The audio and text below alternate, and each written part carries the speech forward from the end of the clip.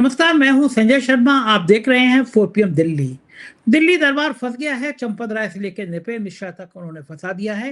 राजीव जी की भविष्यवाणियों का पूरी दुनिया इंतजार करती है। सीधा लेके चलता हूं राजीव जी के पास। आप सुनेंगे तो आपको मजा आएगा कि कैसी कैसी बातें करते हैं राजीव जी और कैसी कैसी भविष्यवाणियां करते हैं राजीव जी। 4 PM न्यूज नेटवर्क में बहुत बहुत स्वागत है राजीव नारायण जी। आपका कुर्ता आज बड़ा अच्छा लग रहा है, हरा हरा सा। राजीव जी, एक बहुत सीनियर आईपीएस डीजीपी रह चुके उत्तर प्रदेश के, योगी आदित्यनाथ जी के बड़े दुलारे डीजीपी थे। कल उनका फोन आया मेरे पास। वो बोले, संजय भाई, मैं आपको और आपके राजीव जी को बहुत बधाई देना चाहता हूँ। मैंने, क्या हो गया? बोले, जब राम मंदिर जी का, भगवान राम के मंदिर का शिलान्यास हो रहा था, पूजा पाठ हो रही थी, तो आपके राजीव जी ने कहा कि यह बड़ा अशुभ रहेगा मंदिर, जनता के लिए भी अशुभ रहेगा, राजा के लिए भी अशुभ रहेगा। तो मैंने आपको बहुत कोसा।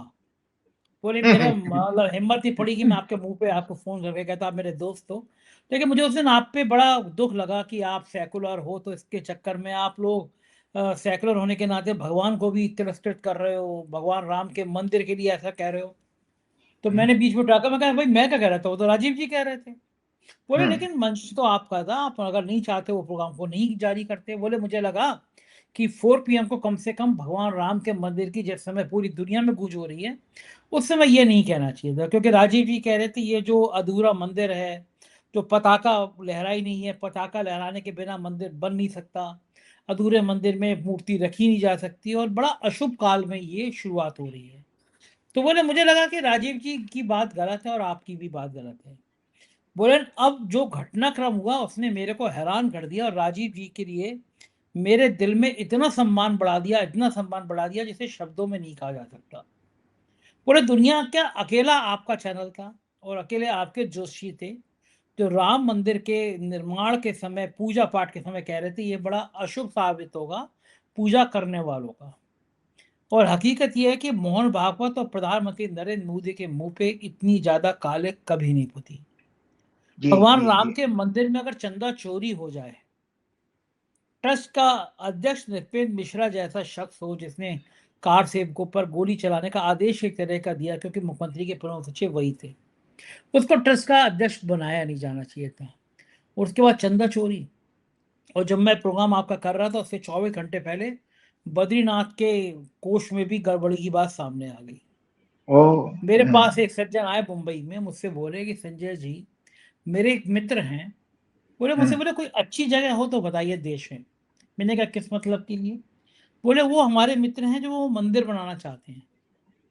तो मैं कहा, मंदिर बनाने के लिए अच्छी जगह क्या होती है, कहीं पे भी मंदिर बना दीजिए। बोले, नहीं नहीं, हम लोग करीब 10-15 करोड़ का इन्वेस्टमेंट करते हैं। राजीव जी, मेरे तो होश उड़ गए सुन के।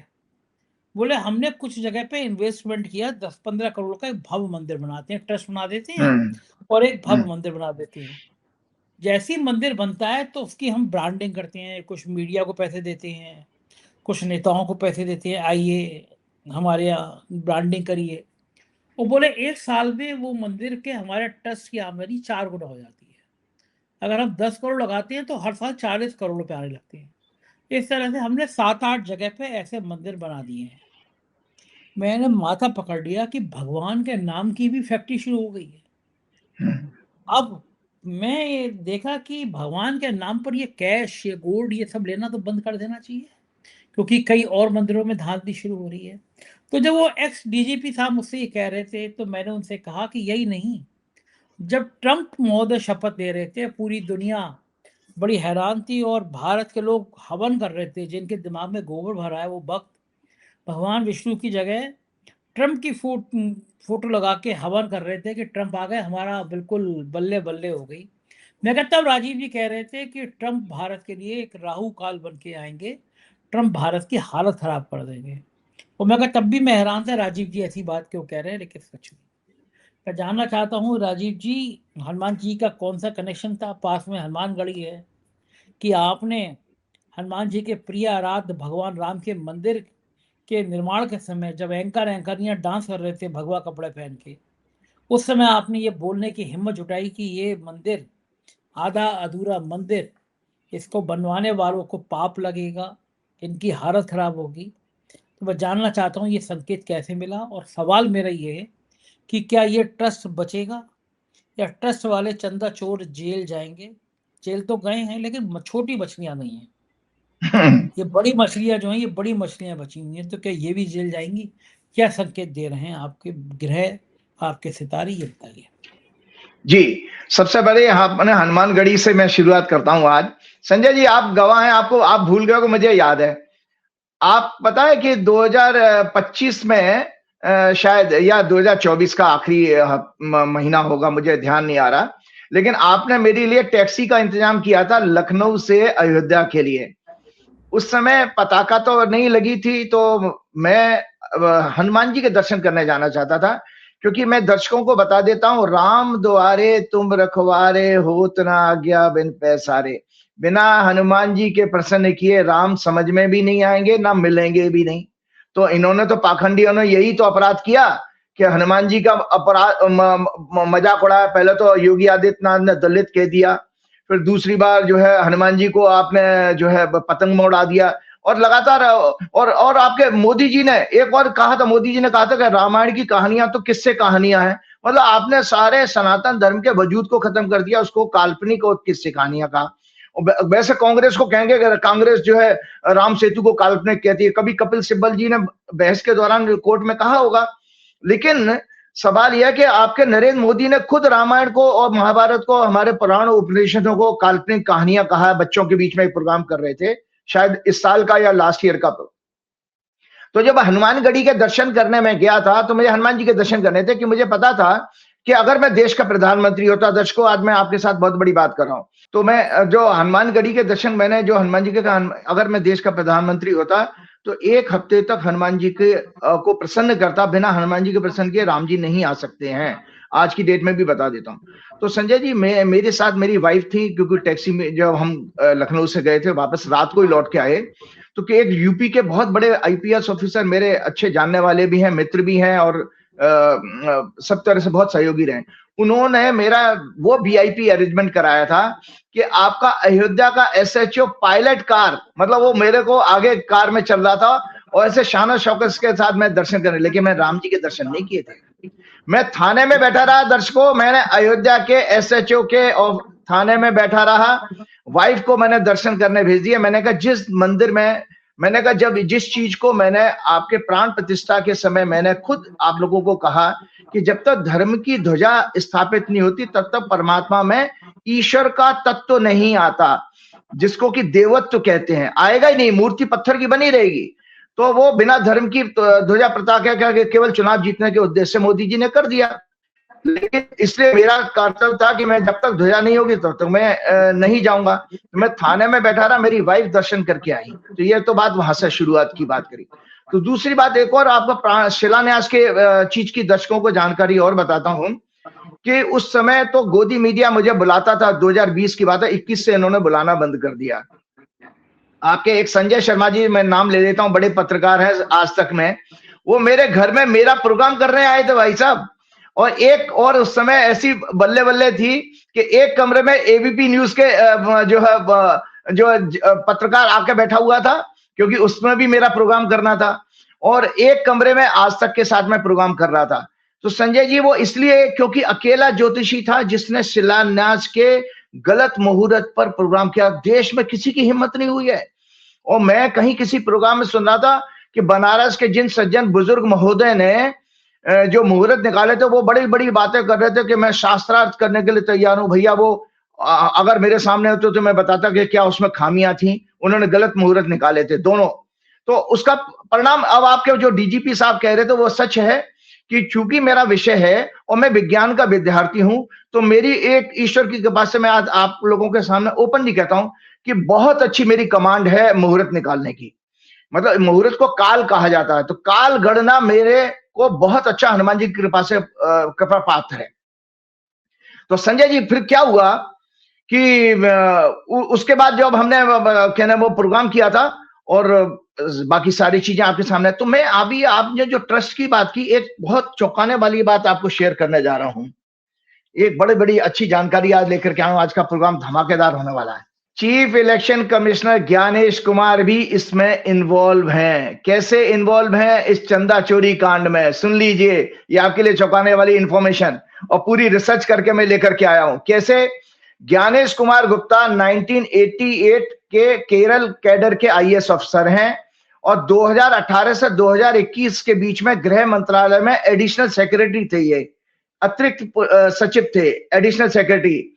और संजय जी, उन्होंने श्री राम जन्मभूमि निर्माण कार्य में महत्वपूर्ण भूमिका निभाई, ये स्पेशली भूमि परचेज करने में, क्योंकि ये वे ट्रस्ट के एक्टिव मेंबर रहे हैं 2018 से 21, मतलब 20 से लेके 21 के बीच में, और इन्होंने चंपत राय के अंडर में काम किया है संजय जी। ये और इन्होंने गृह मंत्रालय में रहते हुए अयोध्या मामले के लिए एक समर्पित डेस्क बनाई थी,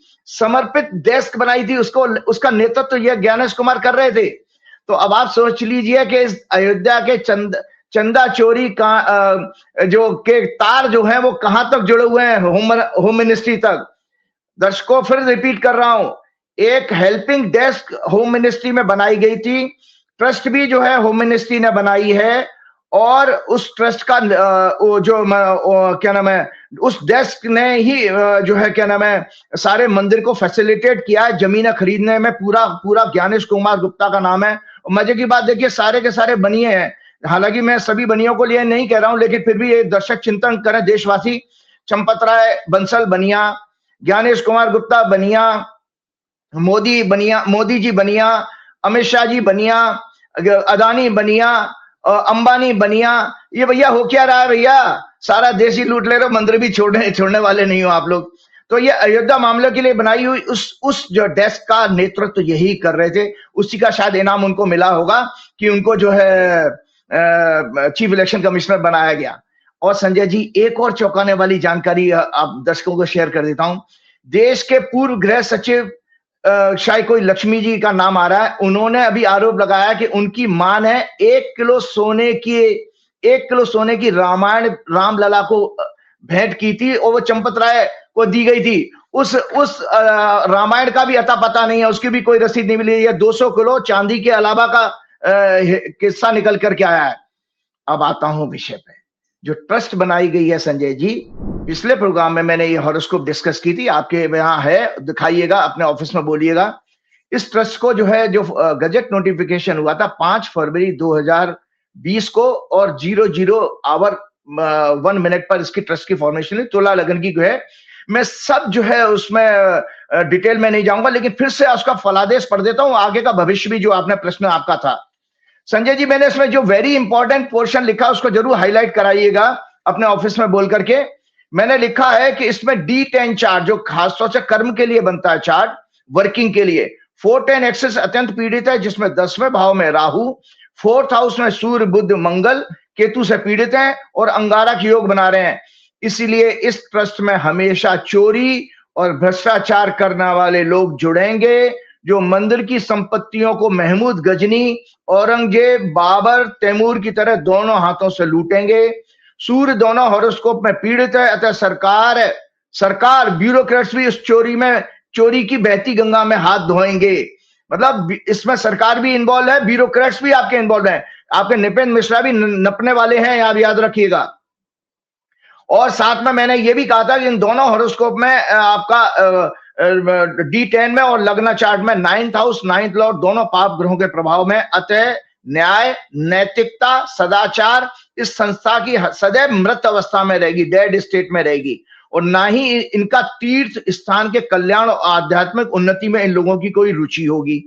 महाभ्रष्ट, करप्शन, विदेशों में पैसा यहां से ट्रांसफर करने के भी योग हैं, क्योंकि इनका 5वां घर भी पीड़ित है। 5वें घर से करप्शन देखा जाता है। दर्शकों हमेशा याद रखिएगा, करप्शन अगर आप किसी की कुंडली में देखना है, 5वां घर अगर उसका पीड़ा है, मतलब बुद्धि, उसकी मन और बुद्धि पीड़ित है, तो वो ऐसा आदमी करप्ट जरूर होगा। इस ट्रस्ट के कार्यकाल में दुखी होकर मूर्ति का देवत्व और नष्ट होता रहेगा। अतः ये ट्रस्ट सनातन धर्म, संस्कृति, भक्तों की आस्थाओं के प्रति एक कलंक साबित होगी। अब संजय जी, इसकी वर्तमान में दशा मंगल, शुक्र और शनि की चल रही है। ये ट्रस्ट की कुंडली मैंने शेयर कर दी आपको। तो मंगल, शुक्र, शनि की चल रही है। मंगल आपका इस हॉरोस्कोप में जो मैंने दिखाई है 8वें घर में, 8वां घर मृत्यु का होता है, 8वां घर मृत्यु का होता है। और 8वां घर तुला लगन के लिए दर्शकों तो 7th हाउस से देखी जाती है इमेज, प्रतिष्ठा। तो इसीलिए मंगल के राशि बदलते हुए प्रतिष्ठा तो और धूमिल हो रही है इस ट्रस्ट की। साथ में शुक्र जो है 4 तारीख को संजय जी कल राशि बदल के सिंह राशि में प्रवेश कर चुका है। केतु वहां पहले से मौजूद है, मंगल चौथी दृष्टि से उसको पीड़ित कर रहा है और शुक्र का तुला लगन का स्वामी शुक्र है। तो संजय जी इस ट्रस्ट के ऊपर लिटिगेशन मतलब कोर्ट में कोई फैसला होने वाला है, इसके ऊपर केस होंगे, उसको भंग होने जा रही है ये ट्रस्ट। ये मतलब इस ट्रस्ट की आयु ज्यादा नहीं है, सूनर और लेटर दर्शकों ये ट्रस्ट भंग कर दी जाएगी, कानूनी इसके ऊपर कार्रवाई होगी, जिसका की शुरुआत कल शुक्र बदलने के साथ हो चुकी है। और रही सही शुरुआत और सरकारी लोगों के इसमें खुलासे होने जा रहे हैं जब 14 जुलाई को सूर्य राशि बदलेगा और कर्क राशि में आएगा, इनके 10वें भाव में। हमेशा मैंने आप लोगों को बताया है कि जब भी जो है संजय जी 10वां घर एक्टिव होता है तो पब्लिक डोमेन में आपके खुलासे एक्सपोज होते हैं, तो आपका खुलासा होने जा रहा है। अब एक जानकारी के लिए और आपको बताऊं, किसी महत्वपूर्ण नेता की एक छोटी सी जानकारी और कहता हूं, क्योंकि किसी बड़े पत्रकार ने मुझसे कहा था कि आप जरा इस बारी को इस प्रोग्राम में जरूर इस बात को शेयर कीजिएगा। तो संजय जी एक ट्रस्ट बनी थी, आपको पता है, नरसिम्हा राव जी के टाइम में भी। अब दोनों में प्रबंधन देख लिए दर्शकों, यहां तो इस ट्रस्ट में पूरा संघ और बीएचपी ने पूरा अपनी इनको बपौती मान लिया और अपनी प्राइवेट प्रॉपर्टी मान लिया, जबकि सारा का सारा मंदिर दर्शकों जनता के पैसे से, जनता के डोनेशन से, कैसे कैसे लोगों ने, गरीब से लेके अमीर लोगों ने अपनी सामर्थ्य से भी ज्यादा इसमें दान दिया गया। क्योंकि सच बात है कि 500 साल के बाद इतना बढ़िया सुंदर एक समय आया था जब भगवान राम का मंदिर बनने जा रहा था। तो इस ट्रस्ट में और उस ट्रस्ट में क्या फर्क था? देखिए ये राइट अप जरूर शेयर कर दीजिएगा, छोटा सा मैंने जल्दी में बनाया है, मैं पढ़ के बताता हूं। प्रधानमंत्री पीवी नरसिम्हा राव ने अपने कार्यकाल 91 से 96 में श्री राम मंदिर निर्माण के लिए एक रामालय ट्रस्ट गठित किया था।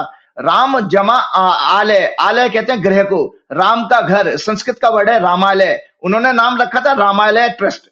रामालय ट्रस्ट गठित किया था, उसका उद्देश्य केवल अयोध्या में श्री राम मंदिर का निर्माण था। इसे व्यापक और अपॉलिटिकल बनाया गया, अराजनीतिक था ये। इसमें कोई बीएचपी और संघ के लोग नहीं थे, कोई पॉलिटिकल आदमी भी नहीं था, धार्मिक ट्रस्ट के रूप में पेश किया गया। इसमें सनातन धर्म के सभी शंकराचार्य, पीठाधीश्वर और हिंदू संप्रदाय के प्रमुख लोग शामिल किए गए थे। केंद्र सरकार ने अयोध्या अधिनियम 93 के तहत लगभग 67 एकड़ भूमि एक्वायर कर ली थी। नरसिंह राव को वीएचपी आरएसएस पर भरोसा नहीं था। दर्शकों ध्यान रखिएगा, उस समय के प्रधानमंत्री नरसिम्हा राव जो बहुत ही विद्वान थे और 17 भाषाओं को जानने वाले थे, और उनको आरएसएस बीएचपी पर भरोसा नहीं था। इसीलिए उन्होंने ना सौंप कर एक नई वैकल्पिक ट्रस्ट बनाई, जिसमें सभी हिंदू परंपराओं अद्वैत, द्वैत, विशिष्टाद्वैत आदि का रिप्रेजेंटेशन था। नरसिम्हा राव का ऑब्जेक्टिव बीजेपी वीएचपी को श्री राम मंदिर निर्माण राजनीतिक रूप से हवा देने से रोकना था। इसे सर्वसम्मति से बनवाना था। उन्होंने गुप्त रूप से सभी संतों से इसके लिए संपर्क किया। ट्रस्ट जो है 14 या 15 अक्टूबर 1994 को रजिस्टर्ड हुई, जो अभी भी पंजीकृत है लखनऊ में, अभी भी रजिस्टर्ड है ये। इसके अध्यक्ष सभी शंकराचार्यों में वरिष्ठम स्वामी स्वरूपानंद सरस्वती ज्योतिष पीठ के और द्वारका पीठ के जो शंकराचार्य थे, और एकमात्र शंकराचार्य जी थे स्वरूपानंद जी, जो राम मंदिर निर्माण आंदोलन के लिए जेल गए थे। एकमात्र शंकराचार्य राम मंदिर निर्माण आंदोलन में जेल गए। प्रमुख ट्रस्टी इसके थे श्रृंगेरी शंकराचार्य, कामकोटी शंकराचार्य, जैन सरस्वती जी, रामनंदी संप्रदाय के प्रमुख जगत गुरु रामानंदाचार्य, स्वामी राम नरेश आचार्य फाउंडर ट्रस्टी थे। अन्य विभिन्न अद्वैत, उद्वैत, विशिष्टाद्वैत पीठों के प्रमुख वैष्णवाचार्य, रामानुज परंपरा, उत्तरादि मठ, वल्लभाचार्य, गौड़ीय, चैतन्य संप्रदायों के गुरु, अयोध्या के महंत और अन्य हिंदू संगठनों के प्रतिनिधि इस ट्रस्ट में शामिल किए गए थे। ट्रस्ट पंजीकृत होने के बाद भी मंदिर निर्माण नहीं हो सका। उसका कारण यह था कि 94 में सुप्रीम कोर्ट ने प्रेसिडेंशियल रेफरेंस वापस कर दी और मैटर इलाहाबाद हाई कोर्ट के लिए ट्रांसफर कर दिया। 96 के लोकसभा इलेक्शन में कांग्रेस चुनाव हार गई और सरकार बदल गई। भूमि विवाद और अदालती प्रक्रिया लंबी चली। अंततः 2019 में सुप्रीम कोर्ट के फैसले से राम मंदिर निर्माण कार्य का होना संभव हो पाया। तो संजय जी, ये दोनों ट्रस्टों के डिफरेंस देख लीजिएगा। कहां तो आपने बीएचपी और आरएसएस के लोग भर दिए और कहां क्या नाम है इस चीज का। और मैंने आपके पिछले प्रोग्राम में लगातार दो प्रोग्राम में बताया कि आप दर्शकों इसमें चोर योग स्पष्ट किए, बीजेपी की हॉरोस्कोप है और ये आपके जो है आरएसएस की हॉरोस्कोप है, जो मैंने आपके पास भी है, ऑफिस में जरूर दिखाइएगा। दोनों को एक साथ लगा के दिखाइए कि कैसे मैंने बताया था इन दोनों हॉरोस्कोप में चोर योग हैं। और ये पुस्तक बार बार जरूर दिखाइएगा, ये दर्शकों देख लीजिएगा, इसमें कई सारे योग हैं ज्योतिष के। तो संजय जी, इस पुस्तक में आपके अनुसार मैंने जब चोर योग एक्सप्लेन किए तो आपको समझ में आएगा कि जो संस्था में आरएसएस और बीजेपी के लोग और विश्व हिंदू परिषद के लोग गए, वो बेसिकली चोरी करने के उद्देश्य से गए, क्योंकि उनकी हॉरोस्कोप में इसी तरह के योग है। अब संजय जी, एक हॉरोस्कोप आज मेरे पास आई है, हालांकि मेरे पास बहुत बड़े एस्ट्रोलॉजर के जरिए आई है। ये हॉरोस्कोप है दर्शकों चंपत राय जी की। चंपत राय जी का हालांकि उनका विकिपीडिया में गलत डेट ऑफ बर्थ दी गई है, ये दर्शकों देख लो, मैंने जल्दी हाथ से ही इस पर नोटिंग की है और इसी से आप लोगों को बताने जा रहा हूं कि क्या आगे होने वाला है। पहले तो मैंने बता दिया ट्रस्ट तो जाएगी। चंपत राय जी का भविष्य क्या है और चंपत राय जी कैसे व्यक्तित्व होने चाहिए, ये आज आपको बताने जा रहा हूं। इनका जन्म जो है, और ये चंपत राय कंफर्म कर सकते हैं, मेरा काम एक एस्ट्रोलॉजी का है, मेरे पास जो डेटा आया मुझे कुंडली चर्चा करनी है, ये सही है गलत मैं चंपत राय जी के विवेक पर छोड़ता हूं। 11 नवंबर 1946 को नगीना में उत्तर प्रदेश में इनका जन्म होता है और उस समय कुंभ लगन की यह कुंडली है। राहु और चंद्रमा इनके चौथे घर में पीड़ित हैं। 18 डिग्री का राहु है और लग्न भी 17 डिग्री का, मतलब लग्न की और राहु केतु की डिग्री बराबर है। तो ऐसा व्यक्तित्व जो है थोड़ा सा नेगेटिव माइंडसेट का जरूर होगा। और शनि इनका 15 डिग्री 41 मिनट का छठवें घर में है। 10वां घर इनका बहुत पीड़ित है, जिसमें केतु है, वक्री बुध है, मंगल है और वक्री शुक्र है, जो 5 डिग्री 27 मिनट का है। संजय जी, मृगशिरा नक्षत्र में इनका जन्म होना चाहिए। वीनस शुक्र इनका मृत्यु भाग की डिग्री में, इनकी आयु के लिए खतरा है। संजय जी, एक चौंकाने वाली बात और आज आप लोगों को बता देता हूं कि इवन इनकी जान के लिए भी खतरा है। इनको सुरक्षा प्रदान करनी चाहिए कि इनको किसी तरह से षड्यंत्र के तहत किसी तरह का, क्योंकि 80 साल के हो गए, 1946 का बर्थ है, हॉरोस्कोप में अच्छा योग नहीं है। अष्टमेश बुध जो है मंगल से पीड़ित हैं 10वें भाव में और इनकी इस समय दशा भी ये चल रही है। अब मैं आगे ज्योतिष की विवेचना कर देता हूं, जो बहुत अच्छी हॉरोस्कोप नहीं है इनकी।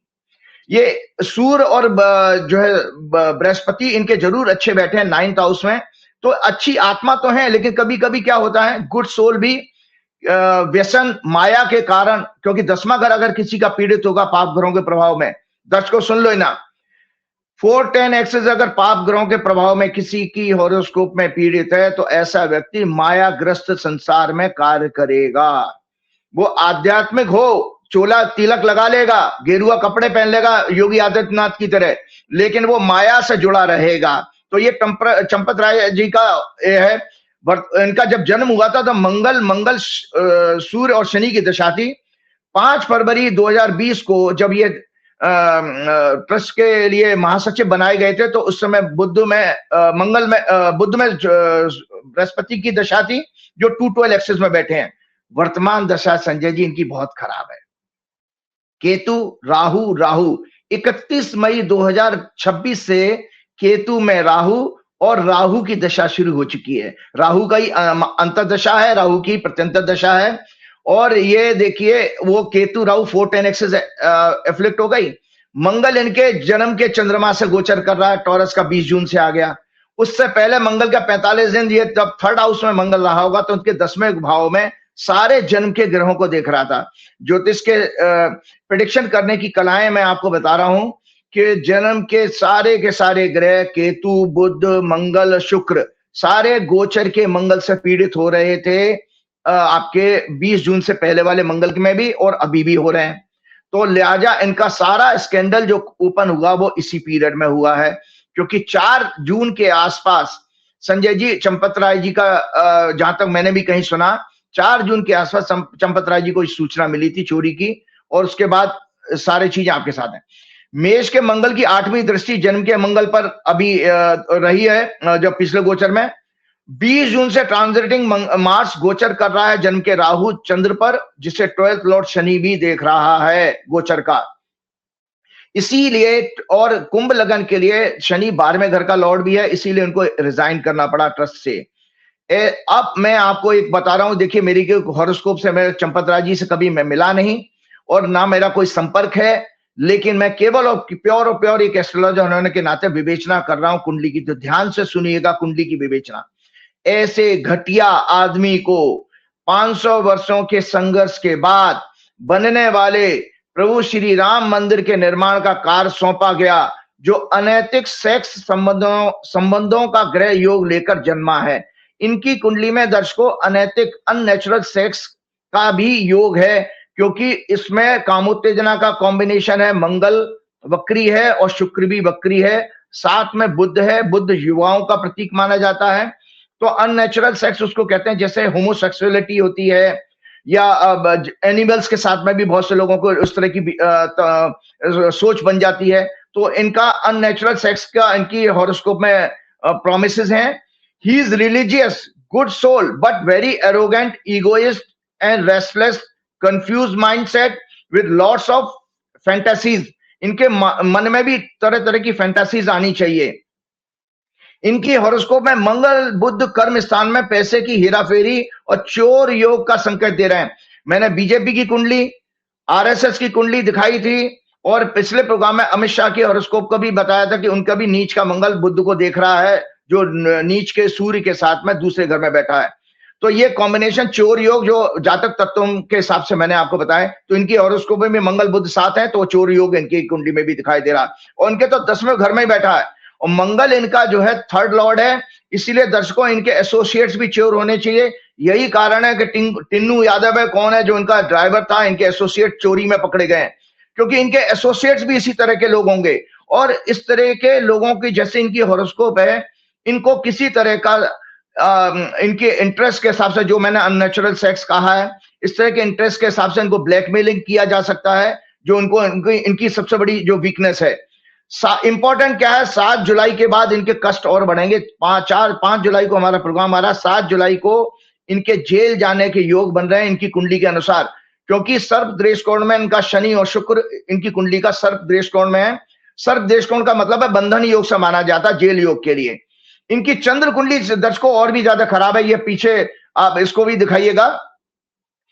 राहु चंद्रमा के नक्षत्र में, केतु बुध के नक्षत्र में। इनकी व्यभिचारी अननेचुरल सेक्स का योग है चंद्र कुंडली में भी। कपट योग भी है इनकी, क्योंकि बुध इसकी कुंडली में राहु केतु के बीच में आ रहा है। कपटी, दुराचारी, दुष्ट प्रकृति का कालनेमी राक्षस, जिसने जो स्वयं ऋषि का रूप धर के और श्री राम का भजन कर रहा था, और ये भी तिलक लगा के बैठे रहते हैं, राम मंदिर के हेड बने बैठे हैं। तो उस कालनेमी राक्षस ने हनुमान जी को ही भ्रमित कर दिया था। जब हनुमान जी ने सोचा राम भक्त अच्छा रास्ता बताएगा, उसने गलत रास्ता बताया। जब वो संजीवन बूटी खोजने जा रहे थे, बाद में हनुमान जी हैं, उन्होंने उसको पहचाना, उसकी हत्या कर दी। तो इनकी कुंडली में कालनेमी राक्षस का योग है, जिसने ऋषि का वेश रखकर प्रभु श्री राम जी को भ्रमित किया, प्रभु श्री हनुमान जी को भ्रमित किया। चंद्रमा 6 लॉर्ड है, रोग का घर है। मंगल 64 नवांशा लॉर्ड है, और शनि 22 दृष्टिकोण लॉर्ड है। ये दर्शकों हम बार बार ये वर्ड को यूज करते हैं बीमारी देखने के लिए।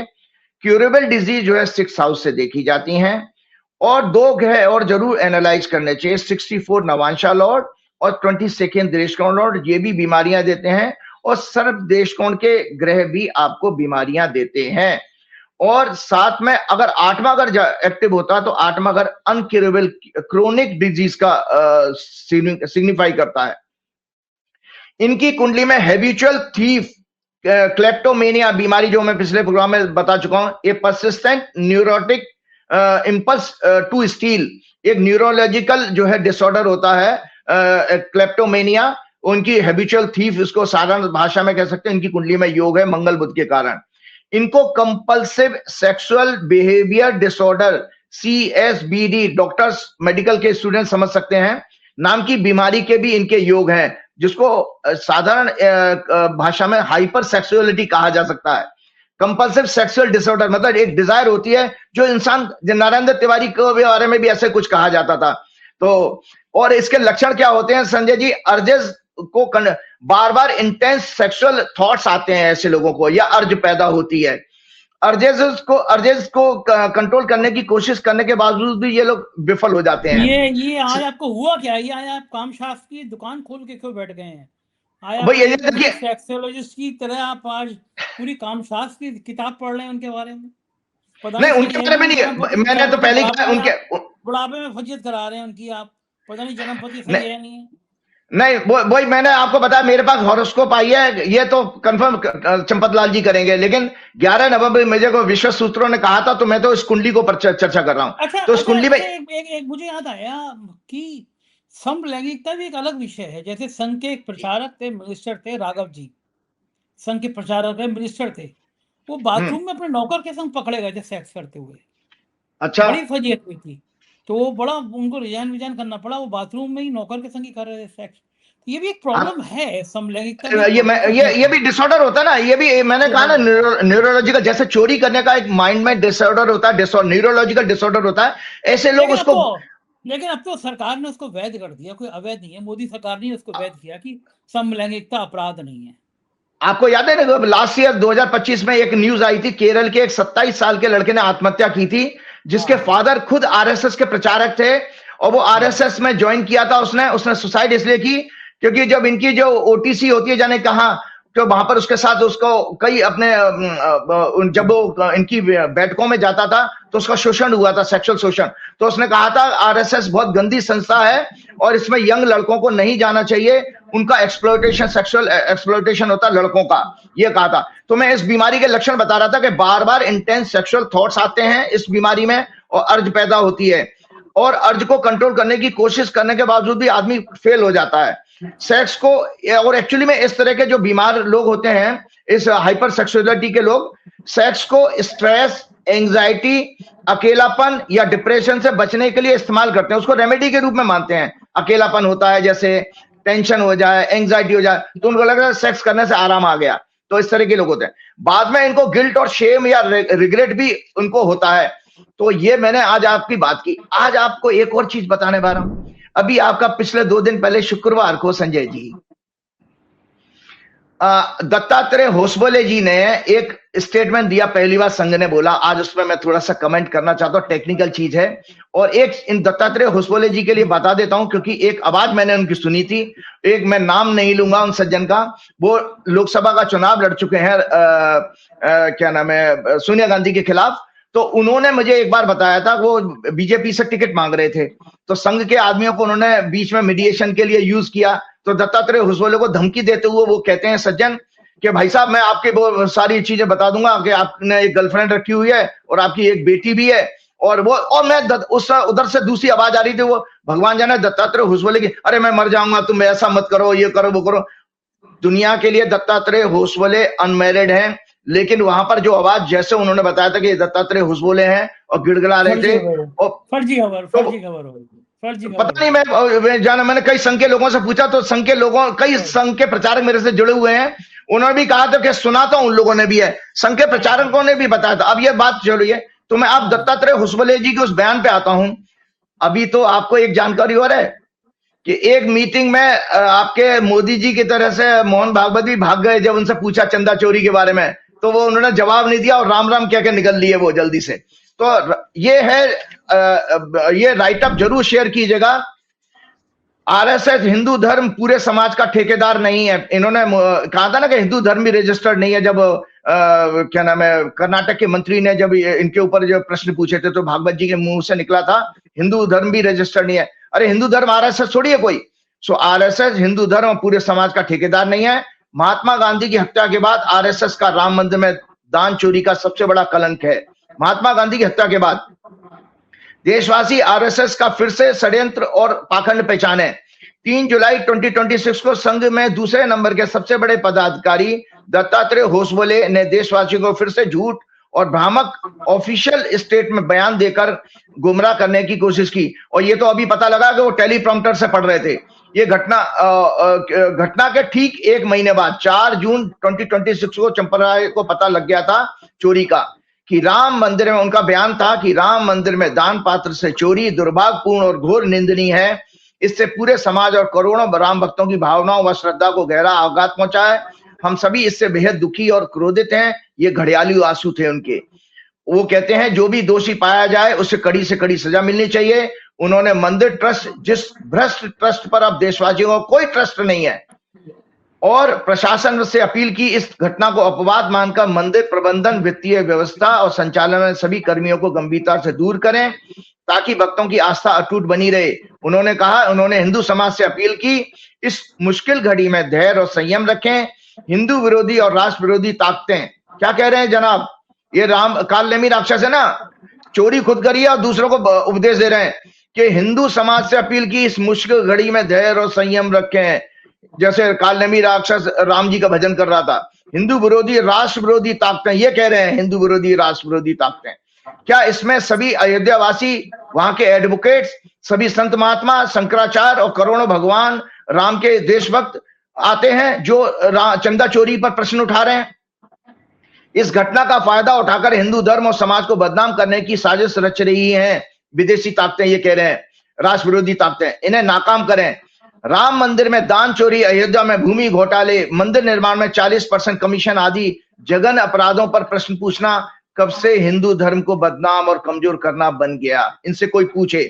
देशवासी मुसोलिनी, इटली का तानाशाह, अमेरिका, इजराइल आदि विदेशी ताकतों से बने हिंदू विरोधी, समाज विरोधी, मानवता विरोधी, राष्ट्र विरोधी, संविधान विरोधी, प्रजातंत्र विरोधी, महिलाओं, छात्र, किसानों, आदिवासियों, गरीब, मजदूर विरोधी आदि शंकराचार्य द्वारा स्थापित सनातन धर्म, वेद, पुराण, गीता, उपनिषद विरोधी संगठन कौन से आरएसएस, बीएचपी, बीजेपी के इस सच को जाने। नंबर 1, राम मंदिर टी ट्रस्ट सुप्रीम कोर्ट के आदेश पर नरेंद्र मोदी ने 5 फरवरी 2020 को बनाया, जिसमें केवल आरएसएस, बीएचपी के लोगों को सारी जिम्मेदारियां दी गई। अयोध्यावासी, संत समाज, बुद्धिजीवी, शंकराचार्य, चारों शंकराचार्य और अन्य विद्वानों को इससे दूर रखा गया। प्रदेश में आरएसएस की आइडियोलॉजी की बीजेपी की सरकारें हैं, मतलब उत्तर प्रदेश में भी है और भारत में भी है, जिसमें गोरखनाथ पीठ का एक संत मुख्यमंत्री है जो पूरे देश के एडमिनिस्ट्रेशन का हेड है। ट्रस्ट का चेयरमैन बीजेपी मोदी समर्थक नृपेंद्र मिश्रा, ट्रस्ट के संपूर्ण संचालन का कर्ता धर्ता चंपत राय बंसल आरएसएस का पूर्व प्रचारक, वर्तमान में वीएचपी के इंटरनेशनल वाइस प्रेसिडेंट हैं। अनिल मिश्रा आरएसएस के प्रचारक और प्राण प्रतिष्ठा में मोदी भागवत के साथ क्या नाम है, यजमान बने थे, वो एक्टिवली इसको देख रहे थे। आचार्य विवादास्पद गोविंद गिरी, मोदी को प्राण प्रतिष्ठा के बाद चम्मच से पंचामृत पिलाने वाले, आरएसएस के पूर्व प्रचारक और कोषाध्यक्ष हैं इस ट्रस्ट के। मंदिर और ट्रस्ट में 200 से ज्यादा सभी वर्कर्स आरएसएस बीएचपी बैकग्राउंड के हैं। बिहार बीजेपी नेता की एक सिक्योरिटी एजेंसी के 400 से ज्यादा प्राइवेट गार्ड्स जो कि मंदिर की सुरक्षा देखते हैं और चंपत राय को डायरेक्टली रिपोर्ट करते हैं, जिनकी निगरानी में दान पात्रों से धन, जेवरात, सोना, चांदी निकाला जाता था, उसकी काउंटिंग होती थी। इतना ही नहीं, एसबीआई द्वारा भेजे गए काउंटिंग एजेंट्स भी एक फर्म द्वारा आउटसोर्सिंग करके चंपत राय की रिकमेंडेशन पर रखे गए। देशवासियों को आश्चर्य होगा कि राम मंदिर ट्रस्ट और मंदिर की व्यवस्था में लोगों को पैसे लेकर नौकरियां दी जाती थी, ऐसे आरोप भी लग रहे हैं। 1989 से लेकर आज तक राम जन्मभूमि आंदोलन, निर्माण और अब संचालन व्यवस्था में तो पूरी तरह से आरएसएस, वीएचपी, बीजेपी का ही महत्वपूर्ण रोल है। किसी बाहरी व्यक्ति संस्था का नहीं है, तो कौन सी राष्ट्र विरोधी ताकतें आ गई? पूरे देश में इन सभी अधर्मी कालनेमी राक्षसों के वंशज श्री हनुमान जी का निरंतर अपमान करने वाले लोगों को पूर्ण रूप से एकमात्र मंदिर अयोध्या में राम मंदिर का संचालन दिया गया, और इन लोगों ने सिर्फ 2 वर्षों में, ठीक 2 वर्षों में, कुछ महीने में ही 2 वर्ष और कुछ महीनों में खेला करना शुरू कर दिया। 22 जनवरी 2024 को प्राण प्रतिष्ठा होती है और 7 जून 2026 को ये सारे खुलासे हो रहे हैं। महमूद गजनी ने तो 24 से 25 वर्षों तक केवल 17 बार हिंदू मंदिरों को नष्ट किया, उन्हें लूटा, लेकिन चंपत राय, मोदी, योगी, आरएसएस, बीएचपी के गैंग ने सिर्फ 43 डेज में 70 टाइम्स से ज्यादा, 70 बार से ज्यादा चोरी की श्री राम मंदिर में, और उनका धंधा तो 5 फरवरी 2020 को भूमि पूजन के बाद ही जमीनों के घोटाले से शुरू हो गया था। उससे पहले भी 1992 से इस आंदोलन को लगातार राम भक्तों द्वारा दिए जा रहे दान का कोई हिसाब किताब आज तक इन्होंने सार्वजनिक नहीं किया है। इसलिए देशवासी स्वयं चिंतन करें, क्या आरएसएस हिंदू विरोधी, सनातन धर्म विरोधी, राष्ट्र विरोधी, मानवता विरोधी, प्रजातंत्र विरोधी, न्याय विरोधी, संविधान विरोधी संस्था नहीं है? ये पूरी तरह अमेरिका, इजराइल, यहूदियों के दबाव में देश को गुलाम बना रहे हैं, क्योंकि इनको डर है कि अमेरिका की संसद में लास्ट ईयर जो रिपोर्ट इनको बैन करने की, इनके अकाउंट्स को फ्रीज करने की पास ना हो जाए, जो इनकी 100 ईयर पुरानी संस्था की मृत्यु तक करा सकती है, डेथ करा सकती है। इसलिए इन्होंने एक अमेरिकन लॉबिंग फर्म को वहां के सीनेट मेंबर्स को इन्फ्लुएंस करने के लिए $3,30,000 अमेरिकन डॉलर का एक इंटरमीडिएटरी फर्म के द्वारा पेमेंट कराया, जो ऑन रिकॉर्ड है, क्योंकि यूएस में लॉबिंग एक लीगल प्रोफेशन है। अब देशवासी चिंतन करें कि जो बार बार ये लोग कहते थे, इनके नकली संत महात्मा कहते हैं सनातन धर्म खतरे में है। हाँ, मैं आज महसूस करता हूं, और आज आपको हनुमान जी के भक्त होने के नाते हनुमान जी की पूरी भक्ति का आधार बना के कहता हूं कि वास्तव में सनातन धर्म खतरे में है। जब तक आरएसएस, बीजेपी और वीएचपी का कंट्रोल देश में रहेगा मंदिरों पर, या इनको आप अगर समर्थन देते रहेंगे, तब तक सनातन धर्म खतरे में रहेगा। क्यों? तो अब मैं आपको एक चीज बताता हूं कि सबसे बड़ी बात है, इस चोरी को मैं जब देख रहा था तो संजय जी, एक जो शुक्र की दशा को मैं और जल्दी से बता देता हूं। कल जो शुक्र चेंज हुआ है, ये भाजपा और संघ के लिए क्या नुकसान करने वाला है, ये हॉरोस्कोप है। शुक्र 4 जुलाई 2026 को सायंकाल 7:14 पर राशि परिवर्तन करके सिंह राशि में प्रवेश करेगा। उस समय ब्रह्मांड में धनु लग्न उदय हो रहा है। चंद्रमा शतभिषा नक्षत्र राहु के नक्षत्र में है। राहु जुपिटर दशा 6-8 एक्सिस की है। डेमोक्रेसी, न्याय, संविधान, दया, करुणा, मोरालिटी, मंदिर, तीर्थ का भाव 9th हाउस पाप ग्रहों के प्रभाव में है, क्योंकि इस कुंडली में, धनु लग्न की कुंडली में चंद्रमा राहु के साथ 3रे घर में, शनि 4थे घर में, मंगल 6वें घर में, सूर्य 7वें भाव में, जुपिटर मरकरी 8वें भाव में, वीनस और केतु पीड़ित होंगे 9th हाउस में। तो इसलिए ये 9वां घर पीड़ित है। कुंडली का 8th लॉर्ड मून पाप ग्रहों के प्रभाव में है। 5th लॉर्ड मंगल शनि से पीड़ित है। ये मंगल भारत की कुंडली के लग्नेश 6th लॉर्ड शुक्र को भी पीड़ित कर रहा है। इसीलिए ये जो शुक्र का ट्रांजिट है, जो महीना भर 27 दिन रहता है संजय जी, तो भारत की हॉरोस्कोप 15 अगस्त 1947 वर्तमान दशा चल रही है मंगल राहु शनि। भारत की हॉरोस्कोप में लग्नेश और 6th Lord Venus 4th house domestic affairs में 4थे घर में प्रवेश कर चुका है, जहां वो मंगल और केतु से पीड़ित है। भारत के लिए समय अत्यंत दुखद समाचार लाने वाला होगा। कई वाहन दुर्घटनाएं, एयर, रोड और रेल, फायर इंसिडेंट्स बढ़ेंगी, आतंकवादी हमले होंगे, होस्टाइल वेदर के कारण जान माल का भारी नुकसान। ये समय व्यापक आंदोलन का होगा, जिसमें देश के कई वर्गों से छात्रों को शिक्षा में करप्शन के मुद्दे पर, फार्मर्स, सामान्य वर्ग, दलित वर्गों का समर्थन भी मिलता रहेगा। भाजपा सरकार संविधान को बदलने का असफल प्रयास करेगी, जिसके कारण धार्मिक स्थलों, तीर्थ स्थानों पर व्यापक भ्रष्टाचार, कॉरिडोर करप्शन, जमीन घोटालों में पूरे विपक्ष सहित आम जनता आंदोलित होगी, जो हिंसक रूप ले सकता है। सरकारी की दमनकारी कार्रवाई के बाद ये आंदोलन और तेज हो जाएगा। भाजपा की कुंडली में इस शुक्र के परिवर्तन का क्या फर्क पड़ेगा 6 अप्रैल 1980, क्योंकि इनकी चंद्रमा में शुक्र की दशा चल रही है।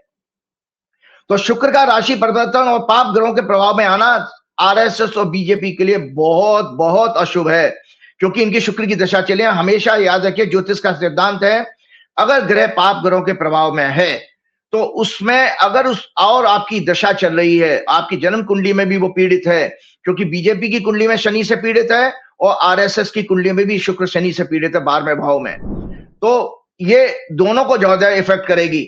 तो भाजपा की हॉरोस्कोप में शुक्र का राशि परिवर्तन 3rd हाउस में होगा, जो जन्म के वक्री बृहस्पति, वक्री शनि, वक्री मंगल, राहु से गोचर करेगा। साथ ही इन सभी को ट्रांजिटिंग मार्स 4th एस्पेक्ट से पीड़ित करेगा। केतु ट्रांजिटिंग से ये पहले से ही पीड़ित हो रहे हैं। भाजपा की हॉरोस्कोप में ये शुक्र 12th लॉर्ड और 5th लॉर्ड है, और इनकी दशा भी चल रही है। चंद्र कुंडली में भी ये 12th लॉर्ड और 7th लॉर्ड है। अतः भाजपा के महिलाओं के शोषण, अत्याचार, सेक्स स्कैंडल, विदेशों में ड्रग्स, व्यापार, क्रिकेट और अन्य स्पोर्ट्स में बैटिंग के स्कैंडल्स एक्सपोज होंगे। धार्मिक स्थलों पर डोनेशन चोरी, अन्य कॉमर्शियल इंटरेस्ट के स्कैंडल्स भी एक्सपोज होंगे भाजपा के। संविधान के साथ मेलाफाइड छेड़छाड़ विफल होगी और इनके मंत्रियों मुख्यमंत्रियों के रेजिग्नेशन के योग बन रहे हैं। एंटायर गवर्नमेंट के लिए सत्ता जाने का आधार बनेगा इस शुक्र की दशा में। आरएसएस की हॉरोस्कोप 27 सितंबर 1925, वर्तमान दशा शुक्र सूर्य और राहु की चल रही है। इनकी भी शुक्र की महादशा है जो 2 जून 2026 से 27 जुलाई 2026 तक रहेगी राहु की प्रत्यंतर दशा। वर्तमान की महादशा शुक्र की अंतर्दशा सन की चल रही है। वृश्चिक लग्न की इनकी इसकी हॉरोस्कोप में वीनस इनके 12वें भाव में शनि के साथ अनेक अनैतिक प्रकार के भोग, एंजॉयमेंट, लग्जरीज के विलासता और विमेन रिलेटेड मैटर्स के एंजॉयमेंट का वैश्यागमन आदि का योग बना रहे हैं। स्पेशली विदेशी भूमि पर मनी लॉन्ड्रिंग, ट्रेडिंग एक्सेट्रा के द्वारा इनका ब्लैक मनी अर्न करने का भी इनकी कुंडली में योग है। आरएसएस की कुंडली में वीनस बृहस्पति के नक्षत्र में है और शनि राहु के नक्षत्र में है। Unnatural sex, male to male, जिसको होमो सेक्सुअल कहते हैं, का भी योग इनकी हॉरोस्कोप में है। इनका नैतिकता, धर्म, संस्कृति, परंपराओं, न्याय, डेमोक्रेसी का 9th हाउस अत्यंत पीड़ित है। शनि की 10वीं दृष्टि से और राहु से धर्म, संस्कृति, तीर्थस्थानों के कारक देवगुरु बृहस्पति भी शनि मंगल से पीड़ित हैं, जो कि 5th लॉर्ड शिक्षा और 5th हाउस को भी पीड़ित कर रहे हैं। ये शुक्र 4 जुलाई को इनके 10वें भाव में प्रवेश करेगा, जहां केतु और मंगल से पीड़ित होगा। अतः इस ऑर्गेनाइजेशन पर विदेशों में भी अनैतिक कार्य करने, धर्म संस्कृति के पाखंड को फैलाने और अन्य अपराधों के लिए कार्रवाई हो सकती है। भारत में भी इनके ऊपर, इनकी कार्यप्रणाली के ऊपर लिटिगेशन के केस फाइल हो सकते हैं, क्योंकि मंगल इनकी बर्थ हॉरोस्कोप का 6th लॉर्ड है, जो 6th हाउस से लिटिगेशन देखते हैं। इन्हें जनता के आंदोलन का भी सामना करना पड़ेगा। लग्नेश मार्स का 10th लॉर्ड सन के साथ और 8th लॉर्ड 11th लॉर्ड बुध का प्लेसमेंट एम्बिशन सक्सेस के 11th हाउस में ये स्पष्ट करता है। इस संस्था का ऑब्जेक्टिव केवल और केवल सत्ता और भारत के रिसोर्सेज पर कंट्रोल करना है। नैतिकता, सदाचार, धर्म, संस्कृति, राष्ट्रवाद, राष्ट्रभक्ति, जनसेवा, समाज कल्याण, शिक्षा में सुधार आदि सब इनके लिए पाखंड है, जिससे देशवासियों और विदेशों में अन्य लोगों को भ्रमित किया जा सके। इसलिए चाइना, इटली का मुसोलिनी, मोसाद, इजराइल के इनके आदर्श हैं, जिसका प्रत्यक्ष उदाहरण है कि भारत के संविधान के अनुसार अनरजिस्टर्ड ऑर्गेनाइजेशन का हेड, जो कि डेमोक्रेटिक तरीके से चुना नहीं जाता, आम जनता के टैक्स के पैसे से चल रही विशिष्ट सुविधा Z+ सिक्योरिटी का भोग कर रहा है। इनके कई प्रचारक राज्यपाल, वाइस चांसलर, प्रोफेसर, मिनिस्टर्स, कई मिनिस्टर्स गवर्नमेंट डिपार्टमेंट्स में ऑफिशियल पोजीशन पर बैठकर टैक्स पेयर के पैसे से सैलरीज प्राप्त कर रहे हैं। और सबसे बड़ी बात है कि एक और चीज है कि अब आगे एक प्रश्न में लेता हूं, जो मैंने आपको मंगल की दशा का भी बताया था। मैं ये मंगल का कुंडली दशा का छोड़ देता हूं कि ये मंगल जो है भारत के लग्न में है और 4थे घर को पीड़ित कर रहा है, तो इसलिए बड़े आंदोलन की तैयारी तो हो रही है और इसमें आउट ऑफ कंट्रोल सिचुएशन हो जाएंगी। संजय जी, एक चीज और मैं बता रहा हूं आज आपके लिए।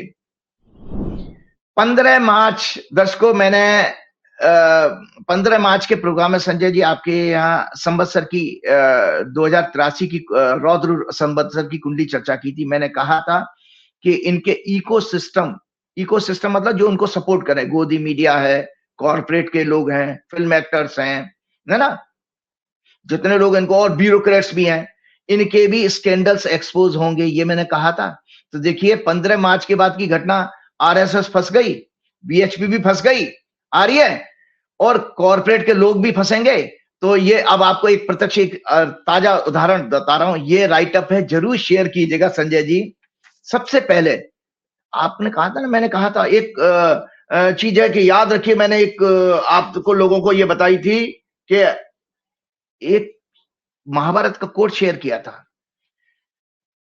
हमारे कर्म हमें उसी तरह, महाभारत का ये कोट है, हमारे कर्म हमें उसी तरह पहचान लेते हैं, पीछा करते हैं, जैसे कि जानवरों के झुंड, हर्ड में गाय का बछड़ा अपनी मां गाय को पहचान लेता है। अर्थात सभी को अपने अच्छे या बुरे कर्मों का फल इसी जीवन में, उनका फलों का परिणाम भोगना पड़ेगा। तो संजय जी, ये जो टेक्निकल चीज बता ना, कॉर्पोरेट का लोगों का मैंने बात कही थी ना, इसके साथ ही हम आगे प्रोग्राम को एंडिंग की तरफ जा रहा है हमारा प्रोग्राम। भाजपा संघ मोदी के इकोसिस्टम को काल का दंड। वेदांता ग्रुप का, ध्यान से सुनिए दर्शकों, वेदांता ग्रुप के मालिक Anil Agarwal belongs to a modest Marwadi family of Patna, Bihar. Currently he resides in London.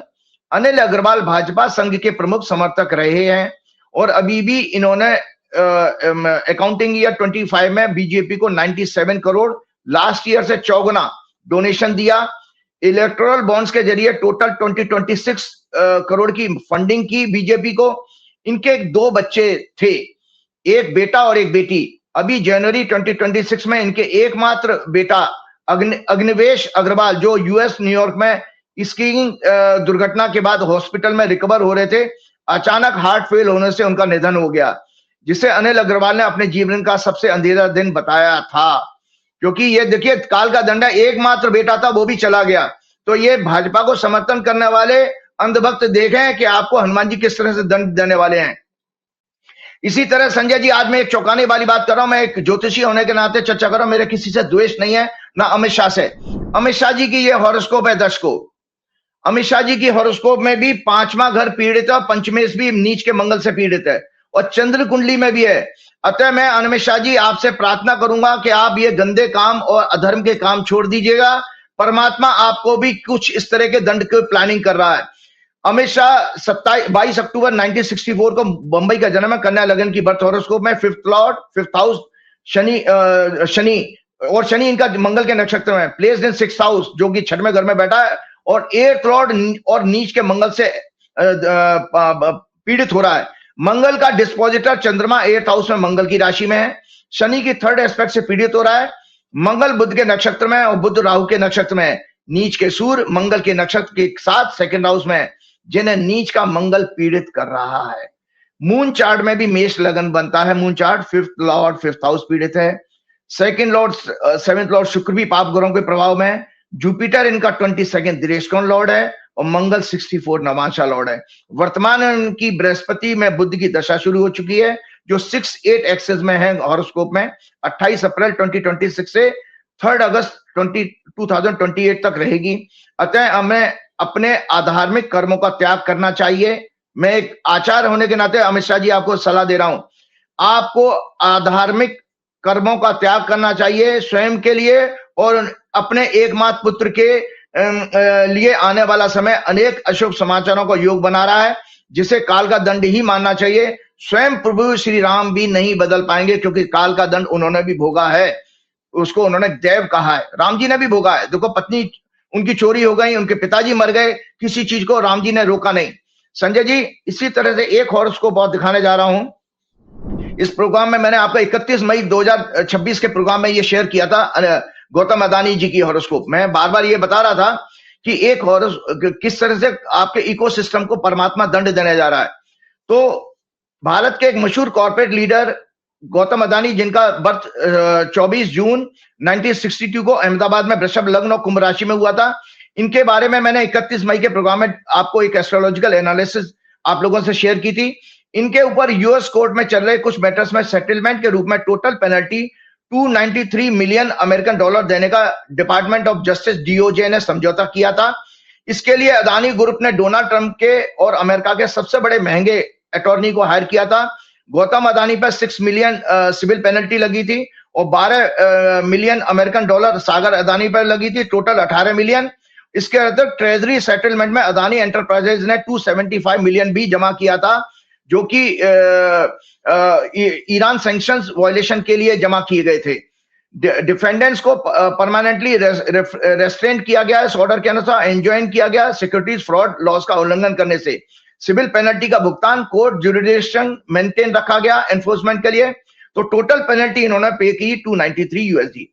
और इसके अतिरिक्त अदानी ग्रुप ने 10 बिलियन अमेरिकन इकोनॉमी में इन्वेस्टमेंट करने का लगभग 84,000 करोड़ रुपया बनता है। जो अदानी जी ने पैसा जमा करने का डिपार्टमेंट ऑफ जस्टिस में इनका केस सेटल हुआ था, वो 27,894 करोड़ है। और जो $10 बिलियन बनता है, 84,000 करोड़ का इन्होंने पैसा क्या नाम है अमेरिका में इन्वेस्टमेंट करने का कहा। 15,000 जॉब्स डेवलप करने का प्रस्ताव डिपार्टमेंट ऑफ जस्टिस डीओजे को दिया गया था, जिसके बाद यूएस ने ये चार्जेस ड्रॉप कर दिए। लेकिन संजय जी, फिर उसी बात पर काल के दंड के ऊपर बता रहा हूं। 27 जून 2026 को लेटेस्ट न्यूज है, डीओजे ने 18 मई 2026 को ब्रुकलिन की एक federal court eastern district court of New York में क्रिमिनल इंडाइटमेंट को डिसमिस करने का मोशन फाइल किया था। उन्होंने कहा कि प्रोसिक्यूशन डिस्क्रिप्शन के तहत अब इस मैटर पर कोई संसाधन खर्च नहीं करना चाहते। गोदी मीडिया, गोदी म्यूचुअल फंड इन्वेस्टर ने इस डेवलपमेंट को खूब चीयर किया और अदानी ग्रुप के शेयर्स में जबरदस्त उछाल आया कि उनको भाई अदानी जी के केस खत्म हो गए, लेकिन विधाता को कुछ और ही मंजूर था। लेकिन 26 जनवरी 2026 को डिस्ट्रिक्ट जज निकोलस ने इस मोशन को इमीडिएट अप्रूव करने से मना कर दिया। जज ने डीओजे के आर्गुमेंट को बहुत संक्षिप्त, सतही और अनक्लियर बताया और कहा कि इसमें sufficient facts and legal basis नहीं दिए गए हैं। इस तरह यह केस फिर से रिवाइव हो गया है। जज ने डिपार्टमेंट ऑफ जस्टिस को 13 जुलाई की डेट दी है और उनको डिटेल इसका रिप्लाई रिटन क्लेरिफिकेशन देने का आदेश दिया है। वर्तमान में गौतम अदानी की दशा चल रही है शुक्र में बृहस्पति में शुक्र 30 नवंबर 2026 तक रहेगी। चंद्र कुंडली में वीनस, राहु, शनि, केतु और मंगल से पीड़ित हैं और 6 और 12 की एक्सिस में अत्यंत अशुभ योग बना रहे हैं। वीनस इनकी कुंडली में जो है याद रहे वीनस इनकी बर्थ हॉरोस्कोप का 6 लॉर्ड लिटिगेशन का लॉर्ड भी है और 6 लॉर्ड 6 हाउस पर 12th लॉर्ड मंगल की दृष्टि है और शनि की 10वीं एस्पेक्ट भी है। अतः वीनस की महादशा इनको, संजय जी ध्यान से सुनिए, वीनस की महादशा इनको आर्थिक और हेल्थ ग्राउंड पर भारी कष्ट देने वाली साबित होगी। वीनस 4 जुलाई को जो कल बदला है राशि में, चौथे घर में इनके प्रवेश कर चुका। टॉरस लग्न की कुंडली है और मंगल और इनकी हॉरोस्कोप दिखाइएगा जरूर। इनकी हॉरोस्कोप है ये वाली गौतम अदानी जी की, ये हॉरोस्कोप है। इसमें वीनस इनके चौथे घर में प्रवेश कर रहा है और मंगल केतु के अंगारक योग से पीड़ित हो रहा है। 13 जुलाई को अमावस्या पड़ रही है तो इनकी शनि की 7.5 की आखिरी ढैया चल रही है। कोर्ट से इनको निराशा हाथ लगने वाली है 13 जुलाई को, मतलब इनको डिसअपॉइंटमेंट होगी कोर्ट ने। और साथ ही आने वाला फ्यूचर गौतम अदानी के लिए अच्छा नहीं है। इनके भी हालात अनिल अंबानी की तरह बनेंगे। अनिल अंबानी के पास 45,000 करोड़ का कर्जा था। इनके हालात भी अनिल अंबानी जैसे इनकी कुंडली में योग है, अनिल अंबानी जैसा बैंकरप्ट हो गए। और आपको दर्शकों प्रोग्राम समाप्त करने से बता देता हूं पहले, गौतम अदानी पर टोटल कर्जा सितंबर 2025 के अंत तक 3,36,000 करोड़ का कर्जा, 3,36,000 करोड़ का कर्जा, जिसमें डोमेस्टिक बैंक्स का लगभग 50% है और इसमें सरकारी बैंक का 18% है और ग्लोबल बैंक का 23%, ग्लोबल कैपिटल मार्केट्स का 18% और हमारे भारतीय शेयर मार्केट का 6% है और बाकी अदर्स में 3% है। चलते चलते मैं आपको ये बता देता हूं, तो ये तो काल के दंड की बात मैंने कही। अब एक मन को शांति वाली बात आपके लिए भी है, हमारे लिए भी है, सारी देशवासियों के लिए। मैंने एक योग की बात करी थी, तो 4 स्टेज बता करके एक आध्यात्मिक टॉपिक के साथ प्रोग्राम समाप्त करता हूं। संजय जी, हम लोग जो अभी आपस में बात कर रहे हैं इसको एवेकनिंग स्टेट कहते हैं, जागृत अवस्था। तो इस जागृत अवस्था में दर्शकों हमारा जो ब्रेन है वो कितनी फ्रीक्वेंसी पे काम करता है उसको हमें जानना चाहिए। ये क्या नाम है, मेटाफिजिक्स का सब्जेक्ट है। तो ये जागृत अवस्था मेटाफिजिक्स में कहा गया बीटा वेव्स होती हैं।